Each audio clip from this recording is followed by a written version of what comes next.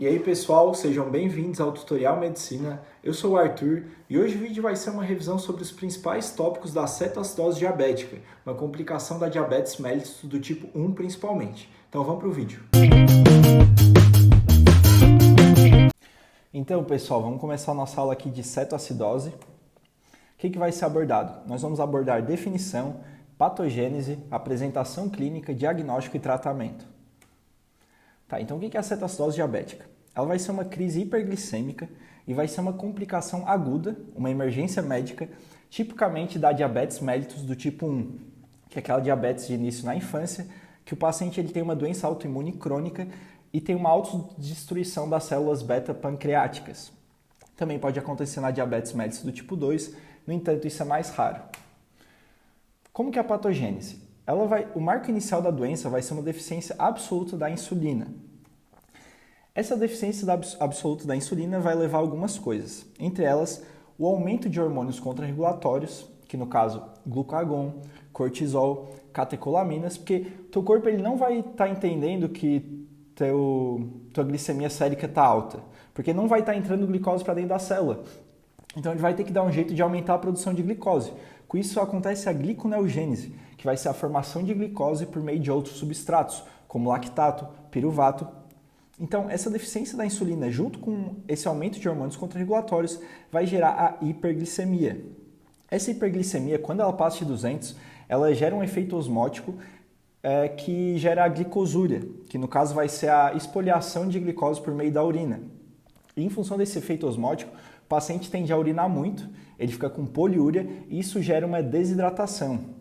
Além disso, a deficiência absoluta de insulina vai fazer com que o corpo aumente a lipólise, que vai ser a quebra de gordura para o corpo ter substrato energético para funcionar.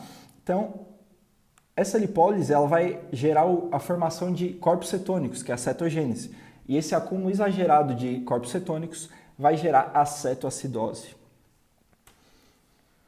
Essas anormalidades elas geralmente têm um fator precipitante, porque vai ser uma condição que o corpo aumente a demanda energética.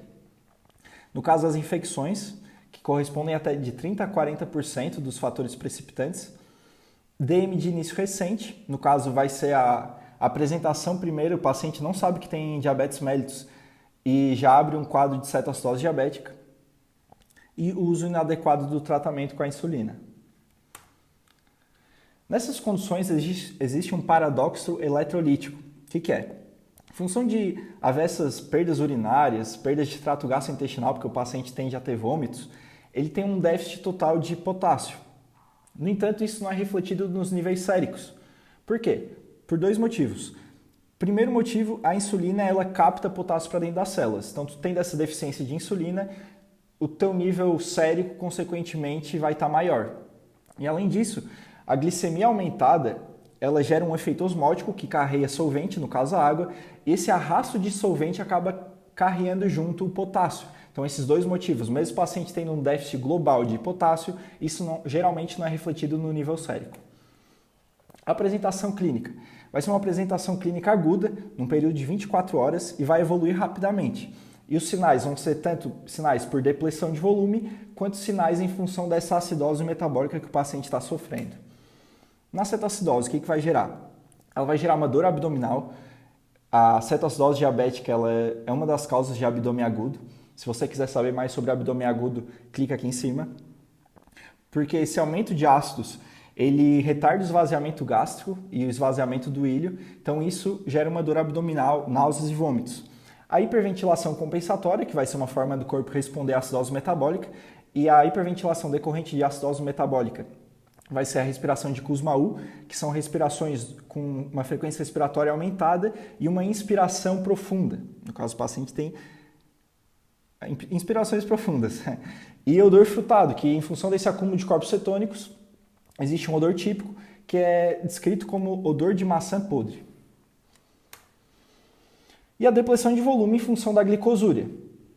Como que isso vai refletir? O paciente vai aumentar a frequência cardíaca, o paciente pode ficar hipotenso em quadros mais graves, mucosas secas, perda da elasticidade cutânea. Como que eu vou avaliar esse paciente? A avaliação inicial. Primeiro vai ter que ser feita a estabilização clínica, fazer um ABC, manter as vias aéreas pérvias, checar a respiração, a circulação desse paciente, identificar fatores precipitantes, como infecções, caso o paciente tenha pneumonia, infecção de trato urinário, tratar esses fatores precipitantes, solicitar exames laboratoriais. E principalmente exames laboratoriais vão ser os exames que corroborem para a tríade da cetoacidose diabética, que vai ser uma acidose metabólica. O que é então? Vai ser um pH menor que 7,3. Em função de ser uma acidose metabólica por acúmulo de ácidos, vai ser uma acidose metabólica com anion gap elevado, geralmente maior que 20. Acetonemia, que vai ser esse acúmulo sérico de corpos cetônicos, ácido acetoacético, ácido hidroxibutírico. E a hiperglicemia, que vai ser tipicamente maior que 250, não costuma passar de 400, certo? Tratamento. Tratamento vão ter 4 pilares: infusão de fluidos endovenosos, insulina endovenosa, potássio e bicarbonato. Infusão de fluidos endovenosos vai ser o primeiro passo no tratamento desse paciente, que isso acaba já melhorando a acidose, reduz a osmolaridade sérica, e nessa primeira hora vai ser com solução salina isotônica, então é soro fisiológico, 0,9%, endovenoso. Depois da primeira hora, vai ser solução salina isotônica ou uma solução mais diluída de acordo com o sódio do paciente. A insulina endovenosa vai ser feita em todos os pacientes, exceto se potássio menor que 3,3. Mas como eu havia falado, isso tipicamente não ocorre. O potássio ele vai ser reposto caso ele esteja menor que 5,3.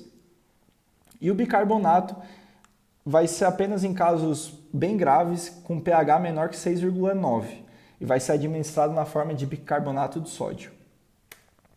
O que vamos lembrar dessa aula? O ideal seria lembrar tudo, né? Mas lembrar do quadro clínico, que vai refletir a cetoacidose e depressão de volume. Pode ser a primeira manifestação da diabetes mellitus do tipo 1, isso acontece em 20 a 25% dos casos. Possível causa diante de abdômen agudo. E adiar a insulinoterapia se o potássio está muito baixo. Essas são as referências utilizadas nessa videoaula. E agradecer a Slides Goals pelos templates. Eu espero que você tenha gostado do vídeo. Se você gostou do vídeo e quer continuar recebendo conteúdos como esse, se inscreve no canal, dá um like, repasse para os amigos. Isso é muito importante para a gente também. Então é isso, pessoal. Espero que eu tenha esclarecido todas as dúvidas. Abraço!